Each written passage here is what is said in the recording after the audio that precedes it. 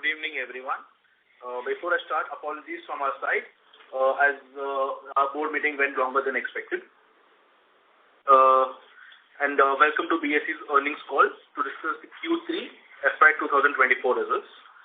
Joining us on this call is the BSE's leadership team consisting of Mr. Sundararaman Ramamurthy, Managing Director and CEO, Mr. Deepak Goyal, Chief Financial Officer, Mr. Sameer Patil, Chief Business Officer, Ms. Kamala K, Chief Regulatory Officer, Mr. Girish Joshi, Chief of Listing and Trading Development, and Mr. Subhash Khelkar, Chief Information Officer. Also present here are the members of our business, finance, and investor relations team.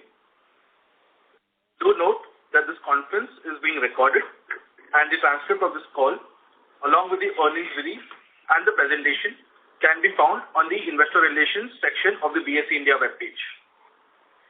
Before we get started, I once again remind you that our remarks today will include forward-looking statements.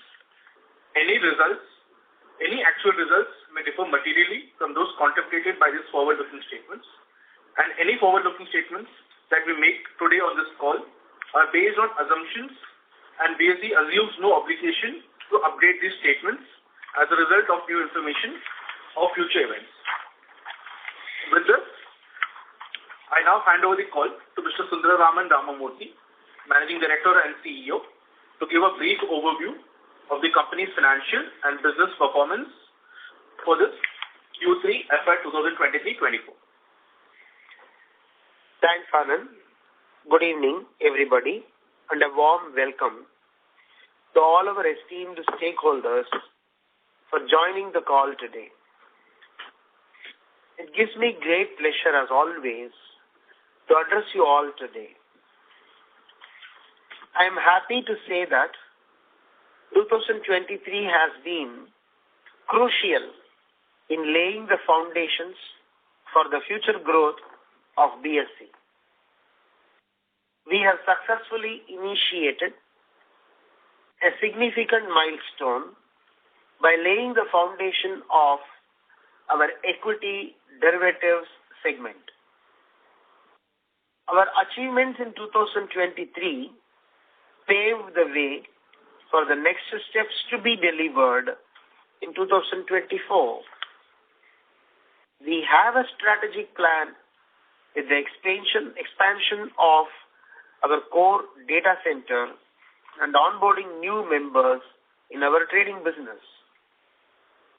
These are the critical bricks to complete our presence across the integrated value chain, allowing us to innovate and shape capital markets in line with evolving client needs and making BSE even stronger to deliver future growth. We have actively responded to evolving investor preferences and market dynamics, and the results are evident.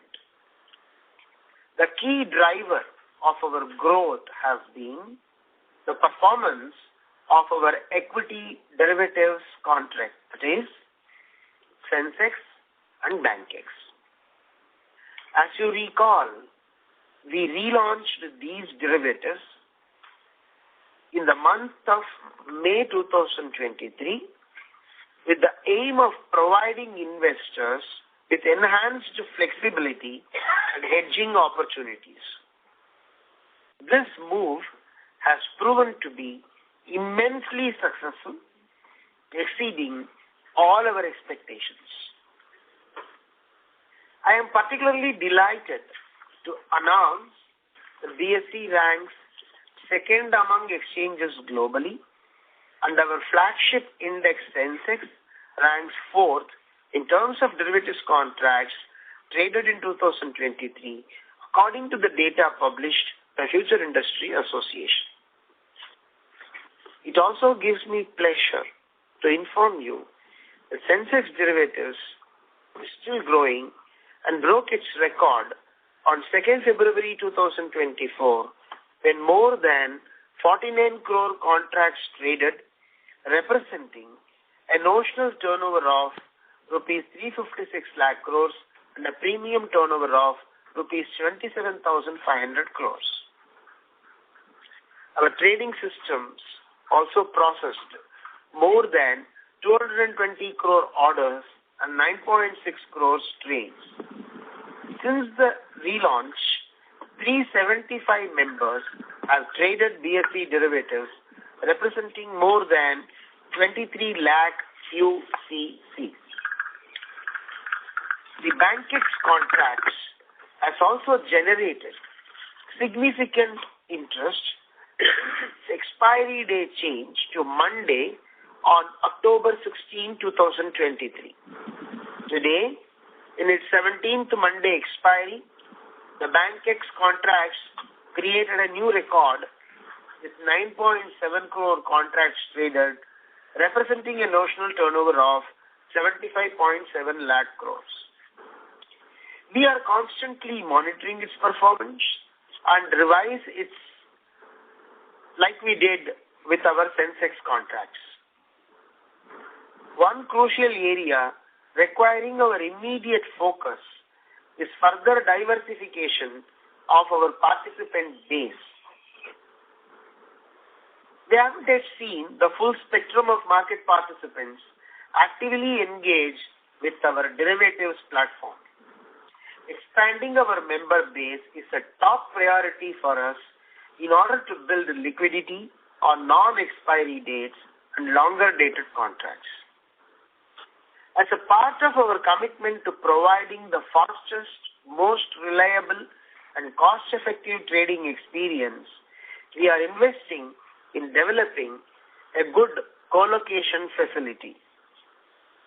While this will incur some expenditure in the short term, it is a strategic investment that will deliver benefits in the long run.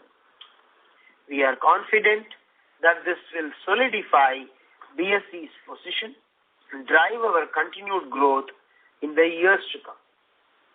We now have the ability to process around 800 crore plus orders across segments, up from 110 crore orders about 6 months back.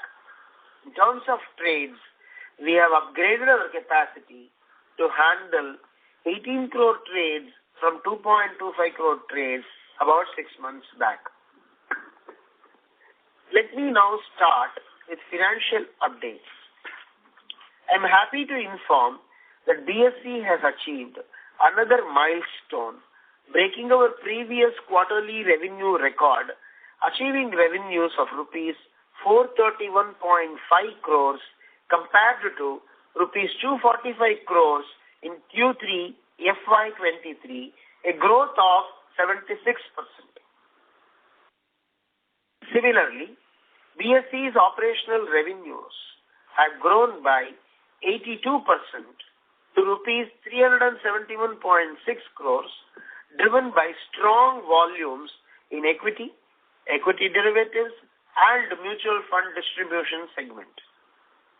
The net profit attributable to shareholders of the company stands at rupees 108.2 crores compared to rupees 51.6 crores in the corresponding quarter previous year. I will now share some of the key financial numbers on a consolidated basis for the quarter ended December 31st, 2023, as compared to the corresponding quarter previous year. Revenues from transaction charges increased by 163% to rupees 166 crores, aided by growth in equity cash, equity derivatives, and mutual fund segment. The clearing and settlement operational revenues increased by 81% to rupees 32.9 crores. Treasury income from clearing and settlement funds have increased by 115 crores to 46.9 crores. Listing-related income increased by 20% to 89.4 crores due to contribution by book building income and annual listing income. Other operating revenue which included data dissemination fees, training income, and software income, has increased by 19% to rupees 21.4 crores. Investment income increased to rupees 54.6 crores from 34.8 crores. The operating EBITDA for Q3 FY24 stands at rupees 91.9 crores, up from rupees 39 crores, and operating EBITDA margin increased to 25% as against 19% the corresponding quarter last year.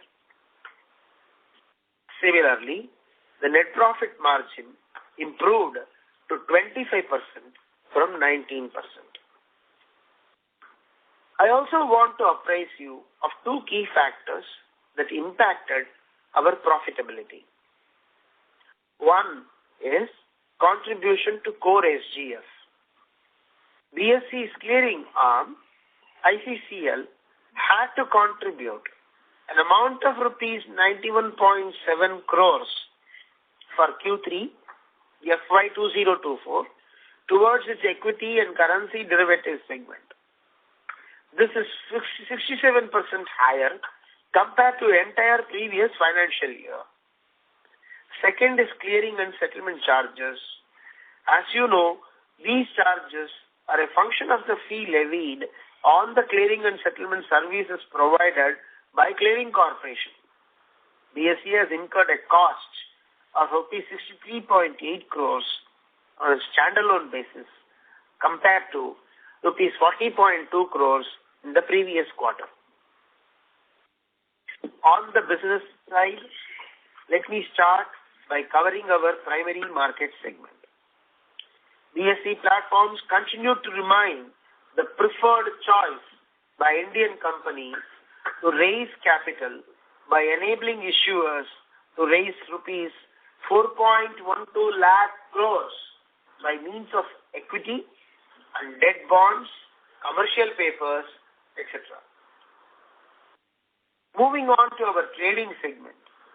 For the quarter ended December 21, 2023, the average daily turnover in equity cash segment stands at rupees 6,643 crores compared to 4,234 crores in the corresponding quarter last year.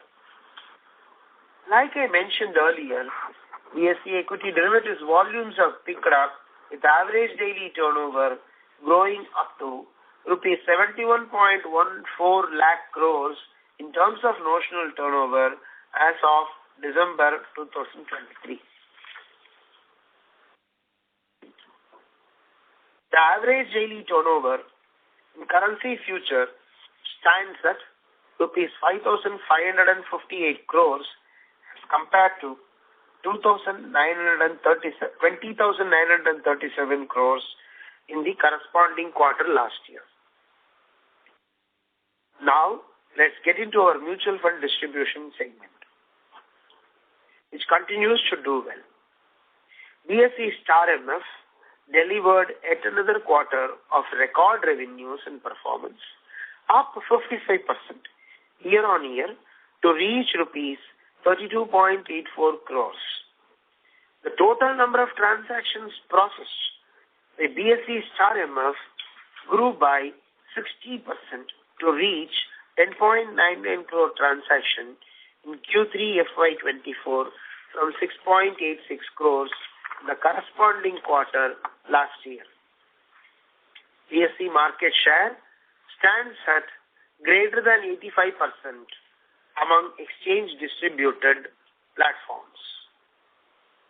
The BSE Star MF has been consistently reaching new highs in terms of transactions, with the platform processing a new high of 4.34 crore transaction in Jan 2024.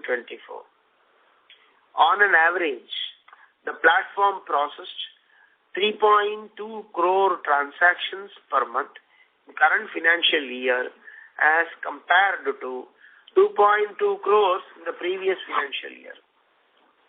we are going to continue focusing on Star MF and improve it in terms of scalability, functionality, and order processing.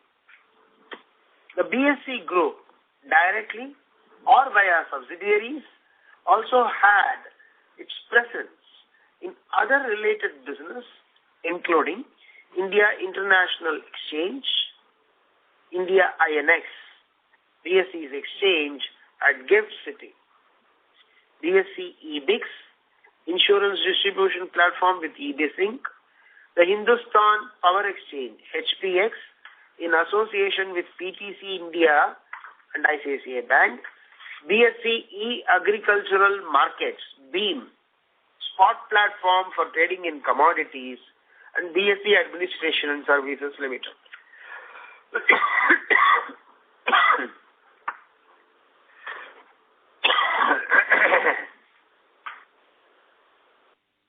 BSE is committed to these new areas and is constantly working with partners for the growth of these businesses. As we move forward, we see that there is a significant opportunity to continue to expand and evolve these businesses.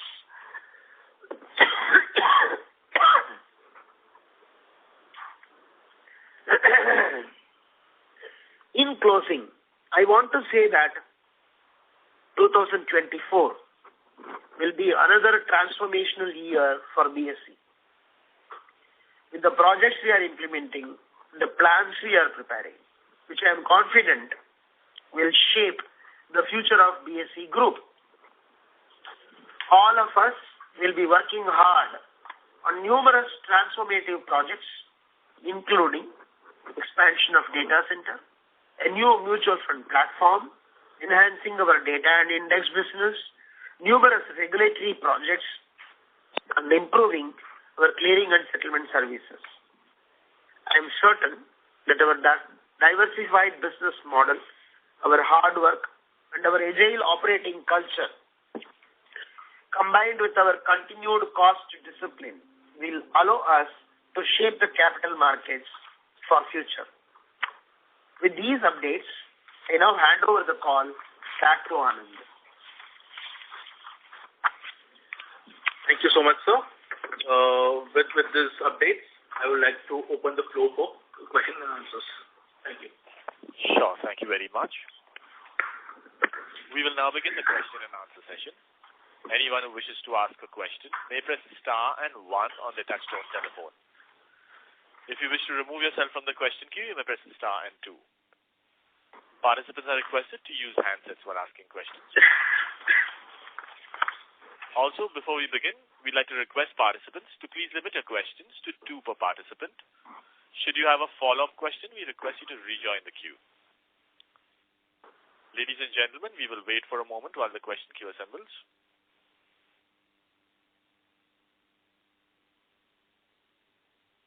The first question is from the line of Pranav Thakkar, who's an individual investor. Please go ahead. Thank you for the opportunity. And, sir, congratulations on receiving Outstanding CEO Award in Capital Markets. Sir, if you can share update with reference to the merger which is proposed in Gift City, where we are and how long it will take. Thank you so much for the congratulatory message. My apologies that my throat is very bad, and in case I cough in between, my apologies for it. Gift City, as you know, is very, very close to our heart, and it is a national project of national importance. And as you know, that we were the first exchange to be there, and we are doing whatever we need to do there in the most expeditious fashion, the way that we can move around for furthering the cause of Gift City, and therefore there is a unified approach to the outsiders as far as India is concerned through Gift City. The work is on. It is very tough at this point of time to put an exact timeline to say when it will get completed, because whatever work we are pursuing today has lot of requirements to be fulfilled from multiple regulatory agencies. But what we are able to assure at this point of time to our investors is our commitment and steadfast work that we are continuing to do with our GIFT City. Right, sir. And sir, if you remember, previously I made a suggestion that some of the data publishing site like Sensible, Opstra, or for that matter, other are not publishing the data with reference to Sensex and BankX, which they typically publish for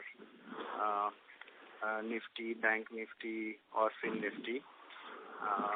So, as a shareholder, I request if anybody from the team can approach them, because as I see the larger picture, if any analyst appearing in the business news channel, they normally refer to data about call open interest before giving any recommendation.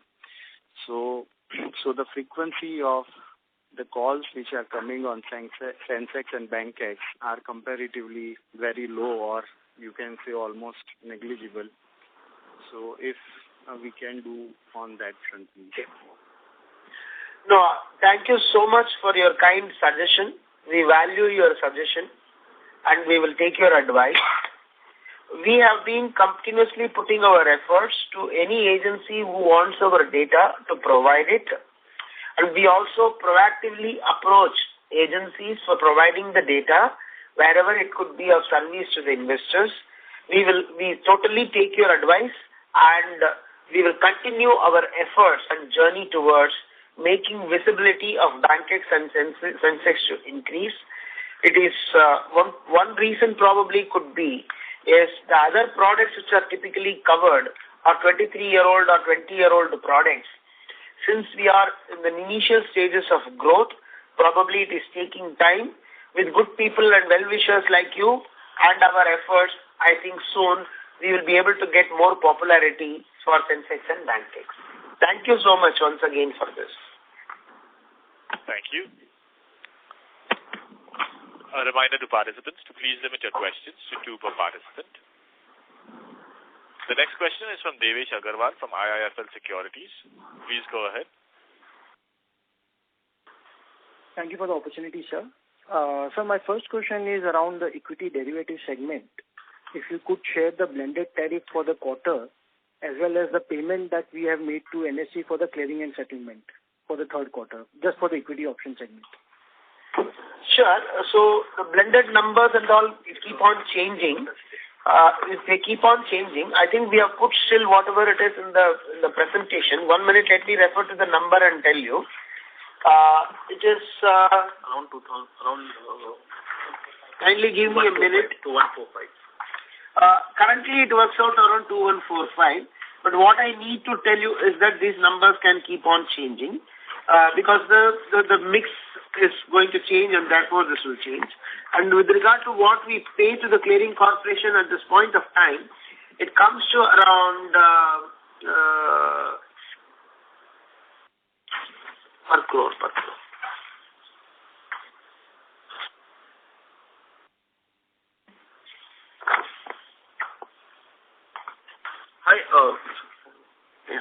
Hi, Devesh. If you refer to our investor presentation, right, we have a slide on equity derivatives segment.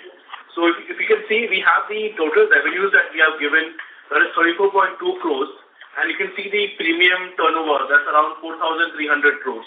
So 4,030 crores. So if you can just do a simple division, you'll get a blended rate of our equity derivatives.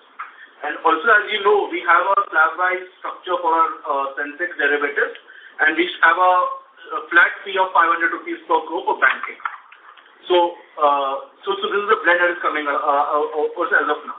Slide 14. Slide 14. You can refer to our investor presentation. Right, Anand. I think the tariff part is clear. If you can help me with the cost part as well, the amount that we have paid to NSE. If you see our this speech, if you heard the speech, we did mention that the BSE incurred a cost of 63.8 crores for Q3, as compared to 40.2 crores for Q2. So this was given as an update in the speech as well. Right. So this is largely for equity options. Yes. Anand, if I may add, payment is to NCL and not to NSE. Yeah. So just to clear, we make payments to both NSE clearing as well as to IPC. Okay. And for the SGF contribution that we made during the quarter, again you mentioned largely it's for equity options. So my understanding was that because a large part of clearing is done by NSE Clearing Corporation, the obligation of SGF to a large extent would be on them and not on us. So to that extent, this 90 crore contribution has surprised. So will this number continue? Sorry for interruption. One element of clarity. The SGF contribution of 91.2 has not arisen out of the trading volumes or whatever it is from equity options. It has come from our activities in currency derivatives segment. Oh, it is for currency, sir. Correct. Sorry for interrupting you. No issue, sir. So I just wanted to know, will this run rate continue? Any sense that you can give for the coming quarters? Well, it's a very good question that you are asking. The SGF computation, as you know, is based on regulatory parameters that have been put in place and has multiple parameters including the open interest, the market volatility, etc. So since it is very difficult, to predict the volatility part of it and open interest at any point of time, and it certainly fluctuates. So it's very difficult to give a forward-looking number as to how would be the SGF growth. Suddenly you find in one quarter or in 1 month there is some activity which, as per the SEBI parameters, when you compute, necessitates in a contribution to the SGF. So it is at this point of time not possible to quantify what will be the future trend of SGF requirement. Right, sir. And sir, can you share the UCCs between Sensex and Bankex? Just to know what is the scale-up that has happened in Bankex and how much it can more grow. So the Sensex at this point of time we find 23 lakh UCCs have traded till now, and on expiry day, last expiry day, that day we found around 7 lakh UCCs participating. All the UCCs who are in Sensex are also part of Bankex, but in trading part of it, around 2 lakh UCCs are participating in Bankex at this point of time, last expiry, that is today when we have seen. Right, sir. I have more questions, but I'll come back in the queue. Thank you. Thank you. Next question is from Marcel, who's an individual investor. Please go ahead. Hello. Yeah. First of all, I have a strong suggestion that, being investor of BSE, we always want to stick to BSE, and all our reports we want to see in BSE. But there is a very severe problem in the IT portal of your company, of BSE Exchange. Whenever we see the corporate announcement of any company, it simply gives the message that, the page you are looking for has been removed, or error 404. So, sir, can you please direct this CIO, Chief Information Technology Services Officer, that to fix this problem? If I can get email ID of his, I can send him a screenshot also, because it becomes so embarrassing that we never want to open the other exchange website. We always want to go through your website, but then we are forced to just drop your website and then go to other exchange website to see result of any company. And it happens even if some announcement has come 3 days ago. Today we cannot see because the page always show error. Many times it shows error, sir. I am extremely sorry to hear this. Our sincere apologies that you faced with difficulties. My humble request is if you could send a mail to us so that we can get in touch with you, and we will certainly work on this. On which email ID should I send, sir? So you can send it on bse.ir@bseindia.com, and we will forward to the relevant people in BSE. Thank you. The next question is from Prayesh Jain from Motilal Oswal. Please go ahead. Yeah, good evening everyone, sir. Congratulations on a good set of numbers. Sir, I had total 3 questions. Firstly is on the question that Devesh was asking earlier. If I look at the currency volumes, they have been significantly lower when we compare YOY, and still we have contributed good 90 crores to SGF. So why is that? That was the first question. Second Sorry, once again. If you mix too many questions together, I may miss answering your questions. So if it is okay with you, you ask one question and I give a reply and then you proceed to the next. If that is okay with you. Sure, sir. Absolutely fine. You have asked a very, very valid question. When the volumes in currency have gone down, why are you contributing a significantly higher amount to the SGF is your question. It's absolutely very valid from a perspective of optics. But what happens is the computation of SGF is as per a prescribed methodology of SEBI. It does not consider volumes in that perspective. It considers the open interest at an individual level and any concentration at any individual level, and also the volatility associated with markets, apart from various other factors. Given by those parameters, the number comes as an increase of 92 crores. Logically, it becomes very difficult to take it, but that is what the current formula is, and we have to abide with what the regulatory requirements are. Okay. The second is on the clearing and settlement cost. How would we bring this down? So, one was obviously the longer dated options volumes, and possibly, you would need institutional investors to use Bankex and Sensex for hedging their portfolios. That would be, one of the things. Or the second move could be, people changing from NSE clearing corporation to our clearing corporation. Where are we in both of those elements to bring the clearing and settlement cost down? And because, that's kind of taking away the profits for us. That would be my second question. So very good question that you are asking. Actually, there is another method apart from the two you said. It is the clearing corporation deciding to charge reasonably. That is the first method, actually, to be very honest. Okay. We have already requested the clearing corporation. The lion's share of the clearing is done by our members with NCL. We have written to them that telling that it is too much of a cost and they should relook at it, because it is long time since the interoperability agreement was signed between clearing corporation.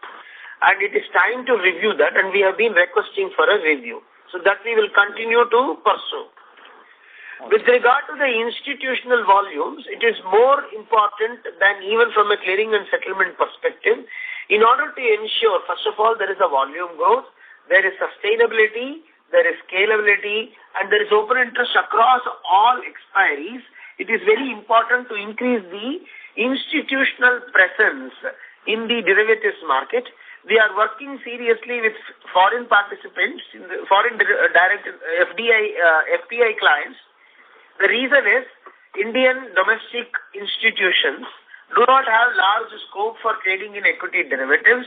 So it should be only through the foreign participants. We need to bring in this type of stability in terms of open interest and trading activity across multiple expiries, and the effort is on. Okay. So lastly, could you mention what kind of investments you would be doing for the co-location services, and when do we see this to be a revenue driver for us, and what could be the size of the revenues that we can look at? Good question again. So the investment is ongoing, and as you know, these are all not short-term projects, because it is not about bringing up something in a physical manner. So it takes some time. The projects are on. The projects will start delivering racks to us somewhere in the first quarter onwards of this year, calendar year, not the financial year. And going forward, throughout the year, it will be month on month delivering some additional racks. At this point of time, the main focus is to get the facilitation done for the investors and the brokers and the members. And once the volumes pick up, monetization will happen at the appropriate rate and appropriate time. Monetization happens generally in two fashions. One is about the rack rent, that is more of a cost recovery. There at this point of time, our rack rents are much lower. So we will bring it to market levels at some point of time, as I say, at the appropriate time. And about the order messages pumping, which also generally gets charged elsewhere, we will look at it at the appropriate time. So it is a question of more what the market can take and how the market grows. So now the primary focus from our side is to ensure the infrastructure is available for people to participate, deepen the markets, bring in greater stability, and therefore a good product for the future. Thank you so much, sir. All the best. Thank you so much. Thank you. The next question is from the line of Atul Parashar from Integrity Sourcing India. Please go ahead.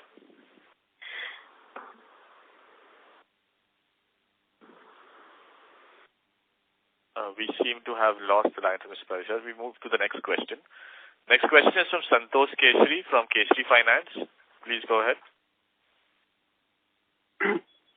Hello, sir. Am I audible? You are. Hello. Yeah, you are audible.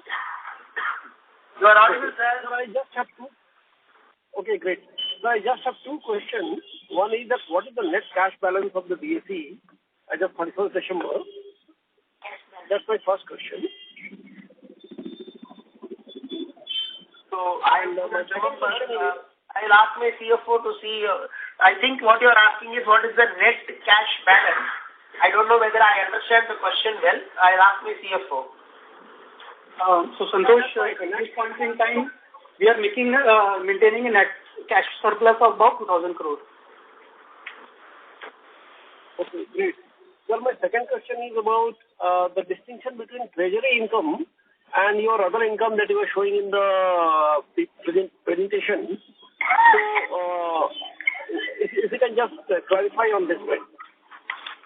So, Santosh, investment income is being shown separately in standalone as well as in consolidated financial results. For the current quarter, in consolidated basis, we have earned an investment income of 54.57 crores. And at standalone level, we have got a treasury income of 41.2 crore rupees. Okay, sir. Thank you so much. Thank you. Thank you. Next question is from Deepak Ajmera from IGE Family Office.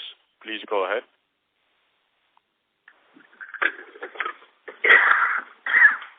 Mr. Deepak Ajmera, you may go ahead with the question. Yeah, can you hear me? Yes, please go ahead. Yes, we can hear you. Thanks for the opportunity. Looking or comparing with the NSE profitability, we are already at 15-16% of the profitability level, market share level. But the profitability, if I compare with NSE, they are generating almost 10,000 crore of profit from options. And by when we can expect 1,600 crore of profit at the current market share?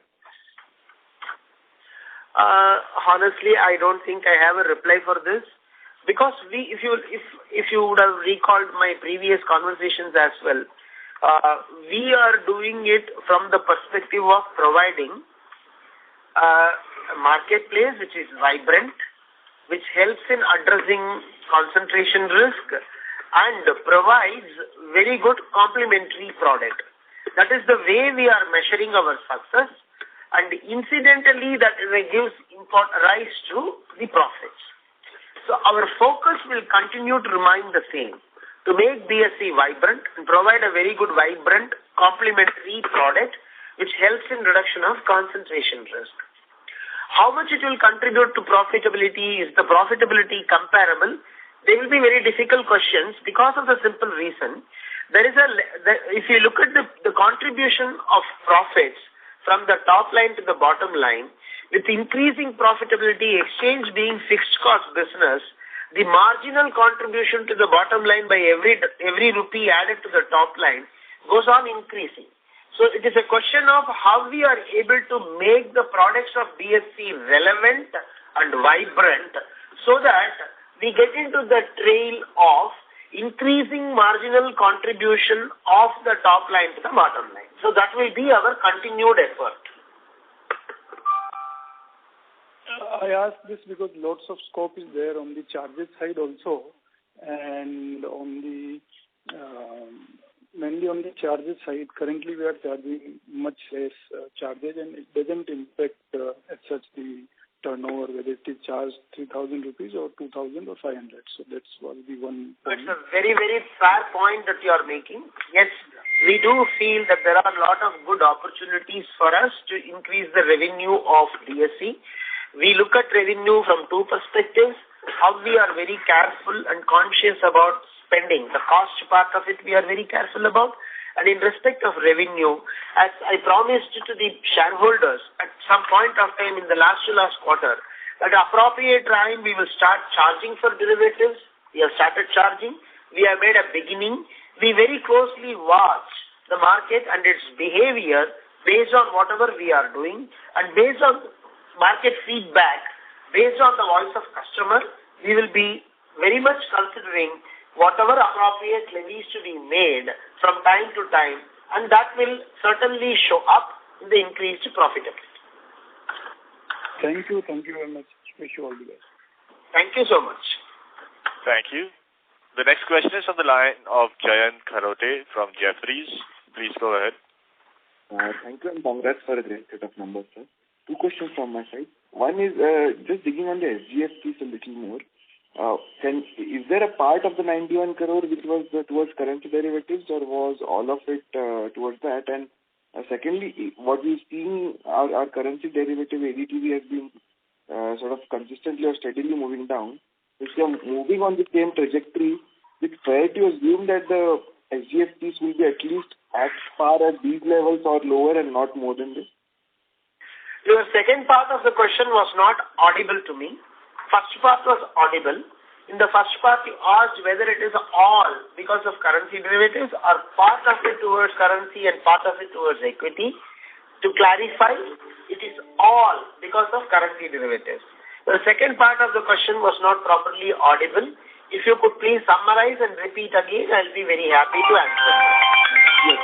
Just to summarize, sir, basically our turnover in currency has been steadily coming down. So if this trend continues, is it fair to assume that the SGF contribution should be similar or lower incrementally? You see, as I told, it is just not the volumes that decide the contribution to SGF.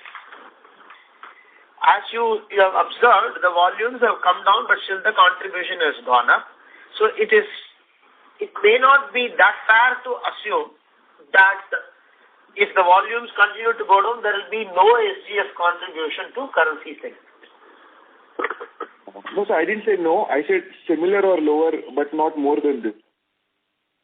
That is a probable way to look at, but it is very difficult to predict because, as I told you, the computation of SGF is based on a host of parameters. It is just not a linear model. And because it is not a linear model, it is very difficult for anybody to predict what it will be. Yes. And second question, sir, in terms of monetization of our derivative piece, at what levels of premium are you comfortable moving in? Basically, we've seen Bankex also do steady 5,000-6,000 crores of premiums on Monday. Is there a number that you have in your mind? How do you think about moving ahead with monetization over there? So it's a good question again. So when if you recall, last quarter when the same question was asked to me about Sensex, the point that I made was it is just not the volume on a single day or volume on multiple days that clearly makes us to decide whether it is the right time to charge. We look into a host of factors, including the participants and various other things, which makes us feel comfortable. And we also go to the markets to talk to them about, understand from them what their plans are, so that we will be able to take a conscious call. So it is not possible for me to just say if Bankex volumes touch this many crores, I'll start charging. It's a host of factors which we look into to find ourselves comfortable that by charging, we are not killing a product, but we are only making it grow. That's very fair, sir. And sir, the last question I could just squeeze in on the clearing piece, slightly longer term. Is there any regulatory tweak or change that you feel is necessary to make the clearing market sort of more level playing? See, our country has the benefit of a very proactive regulator who thinks about all aspects. So I'm sure wherever there is a need for any regulatory intervention, they will intervene. Yes. So anything that you feel is needed right now from BSE's perspective? So at this point of time, we are already putting ourselves on multiple areas of work. As I told you, we are talking with the NCL for review of the agreement. We are also talking to large-scale participants to ensure that there is a deeper contract open interest across multiple expiries. That is where we are engaging ourselves at this point of time. Thank you. Thank you very much, and congrats once again. Thank you. Thank you. A reminder to participants, please limit your questions to 2 per participant. Next question is from the line of Aman, who's an individual investor. Please go ahead. Hello. Hello, can you hear me? Yeah, we can hear you, please. Yes, within derivative segment, what is the contribution of BankEx versus Sensex? You are talking in terms of volumes or are you talking in terms of revenue? You can tell either, revenue preferably, but if you can, volume. So Aman, just to answer your question, today almost 82% of all volumes on our BSE are from Sensex options and the rest are from BankEx options. Okay. Secondly is again on SGF only. Almost 150 crore rupees has been spent on the SGF fees. Out of that, 91 crore you said is for derivatives, and I'm assuming 60 odd crore must be split between the regular equity and the equity derivative. Is it possible that such a dramatic impact, which we have seen for currency segment, can also happen for the equity derivative segment at some point in future, depending on whatever calculation methodology which the regulator has defined? First of all, Aman, there is no further 60 crores in this. It's only 90 crores, and I don't know where you are getting another 60 crores to put it up as 150 crores. Kindly look at it. The contribution to SGF is only 92 crores arising fully out of currency segment. And I can only repeat the same answer if you ask me to project anything on SGF. It is based on a host of factors as decided by the parameters are provided by SEBI. So any projection whatsoever in respect of any segment you ask any number of times, any number of investors, the answer has to be same. It is not possible to be projected. I got it. So within this 92 crore number, there is no contribution for the equity derivative business? I think I have already clarified it 3 times. I have clarified it for the 4th time. This entire amount is for currency derivatives. Okay, and but something like this, the 92 crore what has happened for equity derivative for currency, can it possibly happen for equity derivative as well? That is my last question. I heard the same question before also from you, and I replied, it is not possible for me to predict whether it will happen for equity options or not, because it is a complex algorithm. Got it, sir. Thank you. Thanks a lot, sir. All the best. Yeah, thank you. Thank you. Next question is from Amit Chandra from HDFC Securities. Please go ahead. Yeah, so thanks for the opportunity. So, my first question is on the pricing. So obviously you have answered on the pricing part, your thought process on charging for BankEx. But if I see in comparison to what NSE is charging versus what BSE is charging, in all the other segments we are at par with NSE or even higher. So is there a thought process in place that we can match the pricing with NSE? And also in terms of SGF, obviously you have answered the question, but if you can provide the total SGF that we have and also the SGF amount in all the various the segments, currency versus equity. And if I match... Once again, Amit. If you ask 4 questions together, I may not remember. In fact, I don't remember the first question that you asked. First on the pricing matching with the NSE. Yeah, okay, I will reply that to you.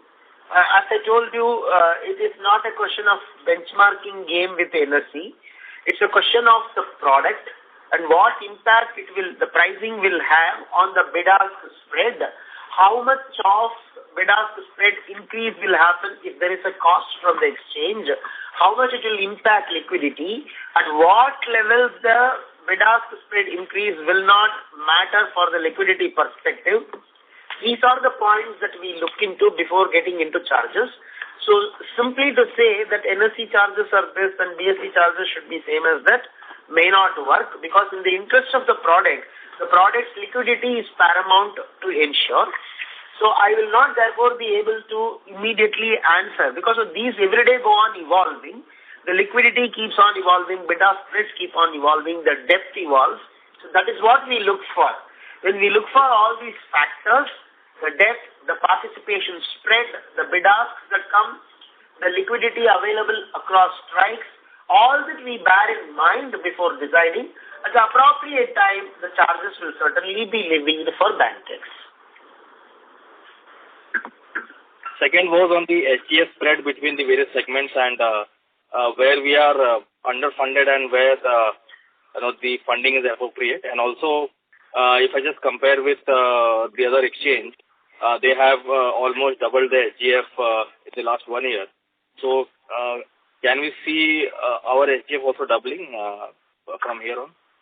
Amit, just to answer, hi, this is Anand here.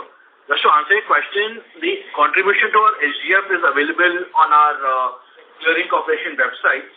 So the total SGF, that number we have as of Feb 2024 is 916 crores, of which 381 crores is for the equity segment, about 100 crores is for the equity derivatives, and 400 crores for a currency derivative segment.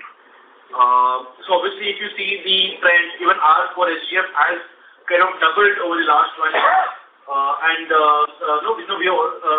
this numbers will continue to evolve as and when, as the regulatory requirements come up. Okay. And so my last question is on the premium collection that we have across Sensex and Bankex. So what are we doing to improve the depth of the contract? Maybe the premium collection on the non-expiry days has not seen that significant improvement as we are seeing on the expiry days. Also, our premium collection as compared to the notional volume is 1/3 of what we are seeing in NSE. So any thoughts on that, how we can improve that? So the first part of it is like this. To increase the participation across expiries, we are doing multiple things. As you know, currently, the charges that we levy in respect of Sensex is only in respect of the current week. The next week and the next week and all continue to enjoy the benefit of 500 rupees per crore of premium in order to encourage participation in slightly longer dated options compared to the current week alone. And that is one exercise which we have already done and which we have put in place. The second exercise that we are doing is, we are trying to work with all the foreign institutions and other institutional participants to see how much of trading activity and interest they can bring into the market, because many of them are into not current week, they are into other weeks as well. That will bring in a lot of stability. So one is domestic by way of the transaction charges, which we talked about. Second is institutional participants, which we are trying to make to deepen the other markets. Hope it is clear and answering your question. Yes, it's clear. Thank you, and all the best. Thank you. Thank you. The next question is from the line of who's an individual investor. Please go ahead. Hello. Am I audible? You are. Sir, I just have two questions. Firstly, if you can provide the YOY growth in cash and F&O turnover according to the investor category. Hi, Karan. If you see, we do provide this information on our website. It is available under the heading investor-wise category-wise investor turnover. So this information is available on the BSE website and is available on a daily basis. Okay. Thanks a lot for that. And secondly, any new products in the pipeline that you are looking to launch? Thanks for that question. It's a very important question that you have asked. Any conceptualization of a new product is a long-term exercise, and it is a continuous effort, as you would agree. And it is based on voice of customers and what the market wants.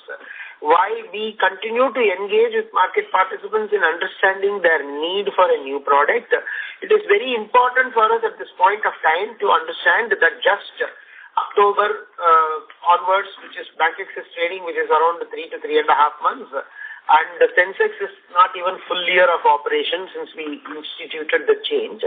So we want to give them some time for them to stabilize and grow further.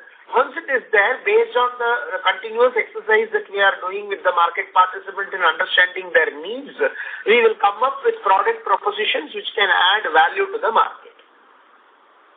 Okay. Thanks a lot, sir, and wish you all the best.